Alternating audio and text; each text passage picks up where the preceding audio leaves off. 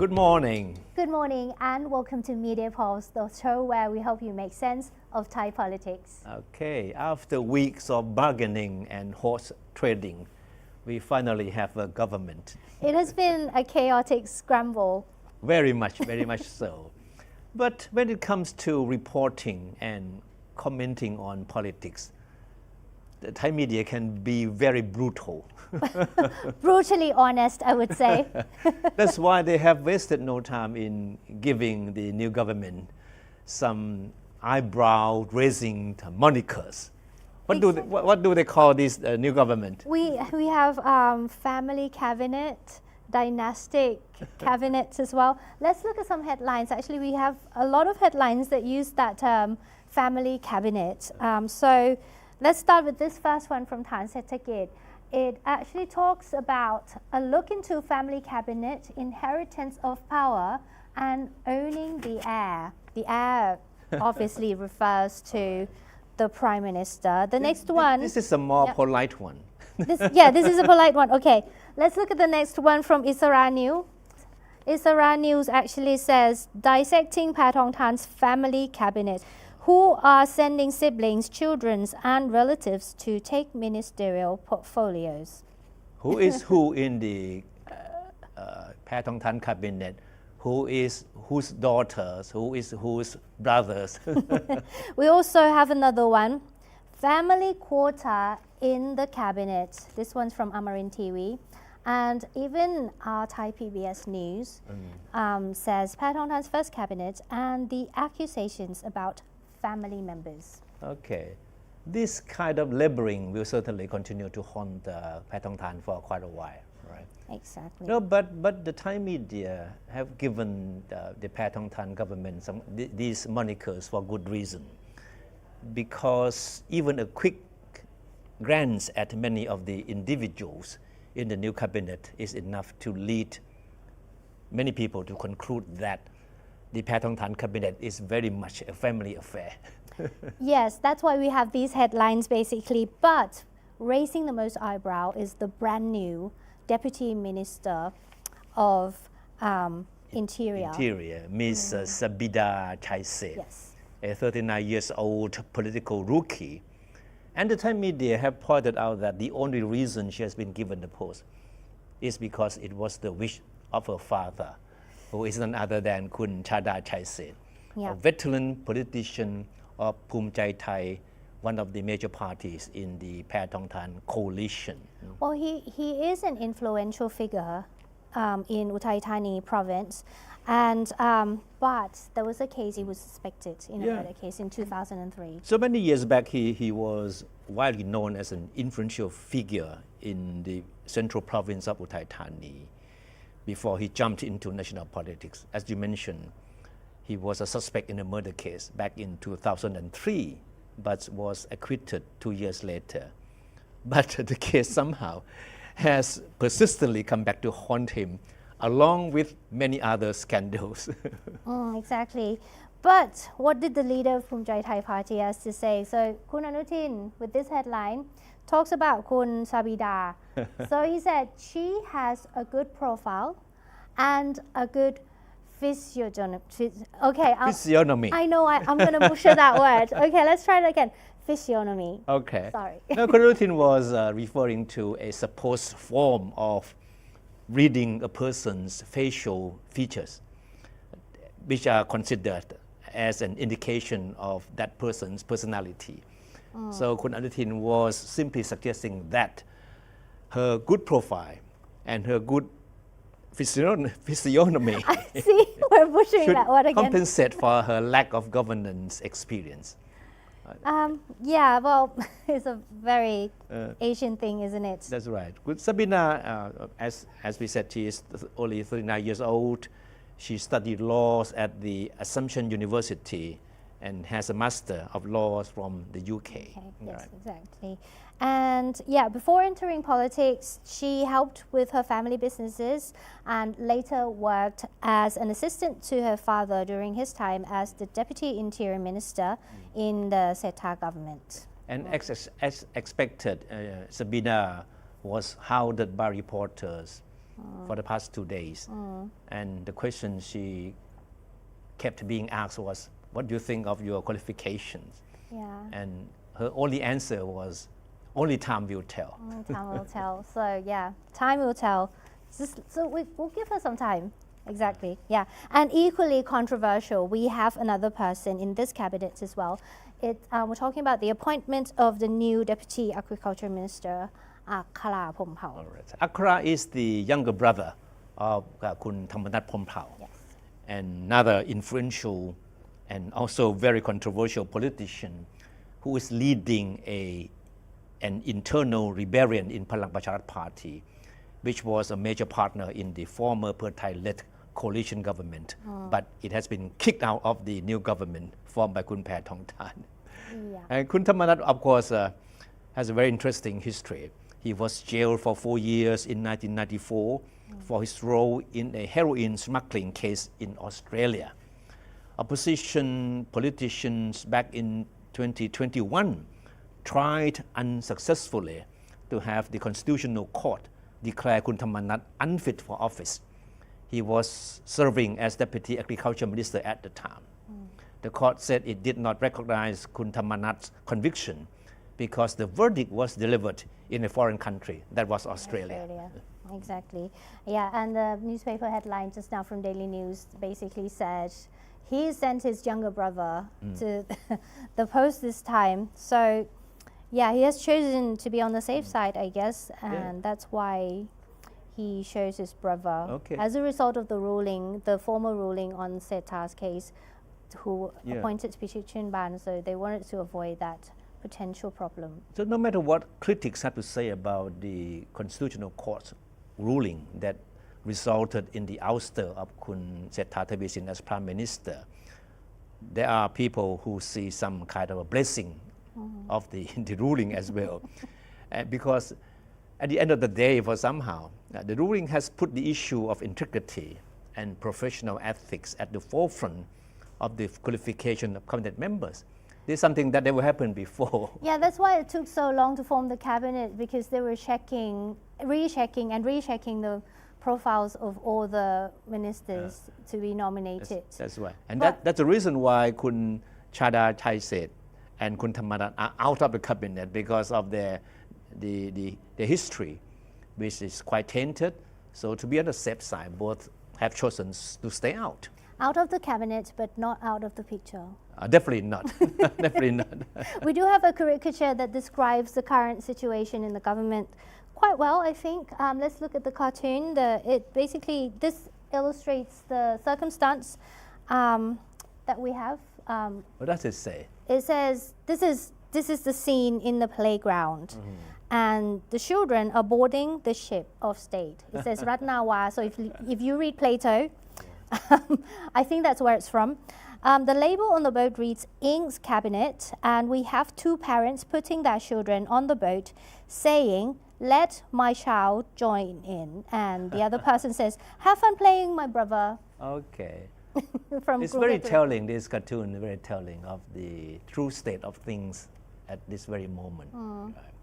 Who's driving the boat, though? It says, the boat's about to leave, so hold on tight. Okay.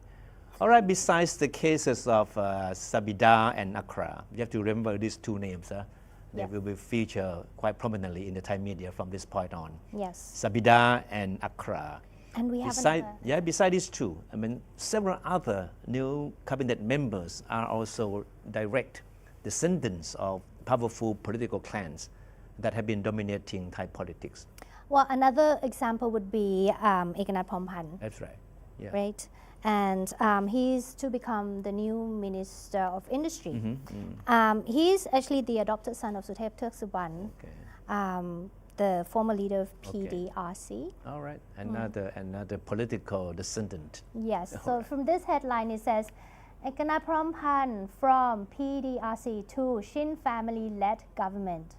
And it's got a quote from him as well. He says, I did not forget, did not erase history, but I'm making a choice. Yeah. Ekana was prominent in his role in the demonstrations against the Yingluck government.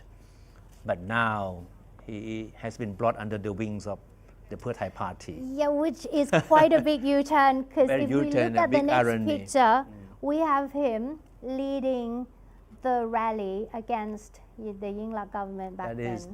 That was back in 2014, just shortly before the Yingluck government was ousted, and he was one of the key leaders. But now he is sleeping in the same bed with Kun Thaksin now. Yes, so yeah, a big U-turn. No, but to say the least, I mean, having descendants taking over their political positions is not something unusual in Thai politics. So whatever you call it, dynastic politics or political nepotism, it has been a common practice in Thailand. I've seen the term nepo-babies being used a lot in foreign media. Yeah. And of course, the most obvious of all is none other than the Prime Minister, Kun Paetongtarn herself. She is widely seen as the nominee of her father, Kun Thaksin Shinawatra, who is now known as the kingpin of the Thai party, and who is very much believed to be pulling the strings from behind in the formation of his daughter's coalition government. Yeah. So what we are telling you is this: we should expect the Thai media to continue to label the Paetongtarn government as the family cabinet or dynastic cabinet for many, many months to come. They don't seem to be bothered by it though. And Kun Paetongtarn actually said, there's a quote from her, she says, families are not liabilities, but they provide encouragement. I see. And Kun Phumtham Thepchai, the new Deputy Prime Minister, who doubles as Defense Minister, also had something to say about this. He said, don't judge a book by its cover. He said the media should wait and see how the new cabinet members perform before passing any judgment. So we have a headline from Prachacha Thurakit. It said, Phumtham asked the media not to use the term family cabinet, and he emphasizes that they choose people with potential for the job. All right. Since we are on Kun Phumtham. Oh yeah, we have this picture. Okay, cool. Right. So basically, Kun Phumtham is now at the Ministry of Defense. Yeah, and he's looking after the military, the armed force. He is a deputy prime minister, one of the many deputy prime ministers, and also doubles as defense minister. But this picture here. Okay. No, his appointment as defense minister is probably the most interesting and probably is the most ironic, in the sense that 40 years back, he was battering the same armed forces that he is now in charge as defense minister. And the picture you saw on the screen, you see on the screen right now, was taken when he was a leader of the student movement fighting for democracy before it was crushed in a brutal crackdown by right-wing extremists on the campus of Thammasat University in October 1976.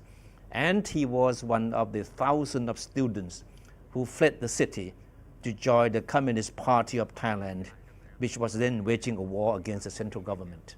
So long story short, a former communist supporter who is now in charge of the Ministry of Defense. That's right. That's the biggest irony of all. In fact, when he was in the jungle, he was known by his jungle name, Comrade Yai. Yai means big, Comrade Big, right? But under an amnesty program then introduced by the government of General Prem Tinsulanont, Phumtham abandoned the armed struggle and returned to the fold. And he was later recruited by Kun Thaksin Shinawatra, then a budding politician, to join a new political party Kun Thaksin was setting up. I know that a lot of military personnel during General Prem's time is no longer alive, but I'm sure that a lot of them has something to say about this. Certainly, Kun Phumtham's appointment as defense minister has triggered an outcry among many of the former senior members of the armed forces who had experience in fighting against communists. Now, a former communist is in charge of the armed forces. They're not happy about it. It's something they find to be unacceptable. But is there anything they can do? Probably not. Probably not. Okay, so But in their eyes, Kun Phumtham, who is now 71, has succeeded in doing what he was unable to do when he was a communist. That is taking over the military without firing a single shot.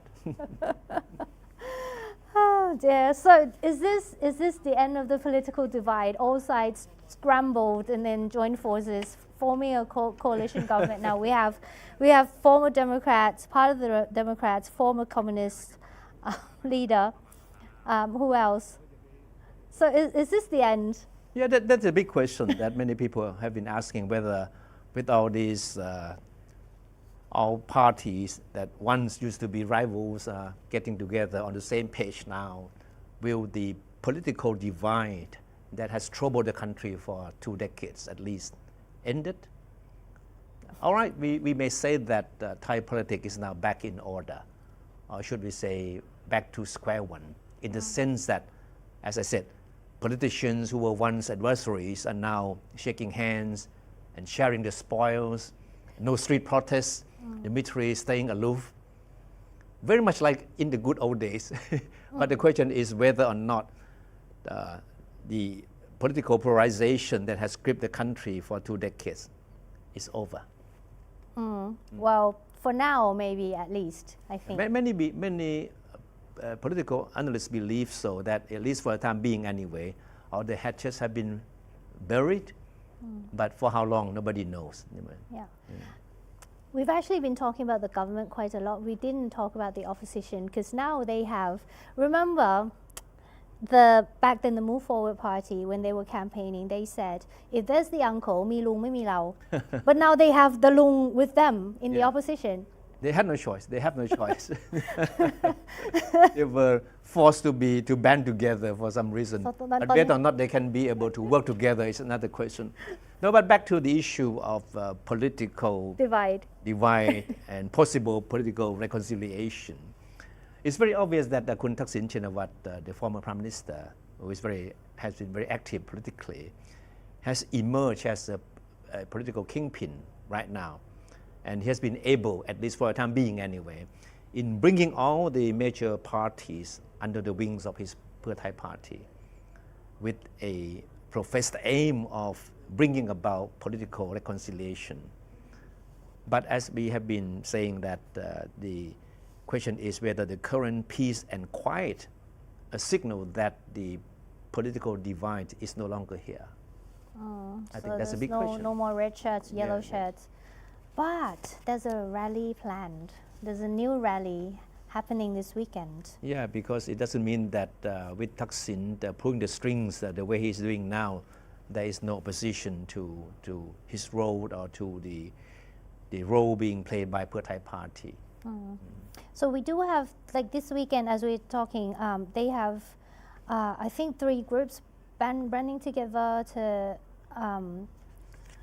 they're having an event at the Patchimanon Avenue. They're interesting because the 3 groups behind this planned demonstration were once very active in the protests against both the Thaksin government and Yingluck government. And they call this rally this afternoon, the theme is Shinawatra regime exposed episode 1. Episode 1. That means that this is the beginning of a series of activities that they're supposed to be planning. Okay, so whether or not there's going to be a big outcry and spiral into something chaotic again. No, in fact, these 3 groups that are organizing this rally this afternoon, which they are the network of students and people that are campaigning for reform, and a group of ultra-loyalists and the so-called Dhamma army, which is closely linked to the Santi Asok, a well-known ascetic sect of Buddhism. These three groups, in fact, have been before the latest unfolding of the political events. These three groups of activists held a sustained rally near the government house for months to protest the preferential treatment for Thaksin after his return from self-exile last August, right? Remember that? Yes. And Thaksin was allowed to serve his jail term in the police hospital for reason of illnesses, right? Without having to spend a single day behind bars. And these people have been rallying for months, but So didn't make much headlines because the Now they have protests were low profile. Now they have a reason to gather and and protest. And it's only episode 1, as you said. So there might be episode 3, 2, 3, 4, 5. All right, so. Who knows? So yeah. But we don't expect the rally this afternoon to spiral into a larger street demonstration that we witnessed in the past anyway. Yeah. Because There's no momentum. The momentum isn't there, and the reasons that would stimulate, the rest of the people in the society to join in such activities are not there. I think the factors that once drove tens of thousands of people onto the streets many years back, are not here today.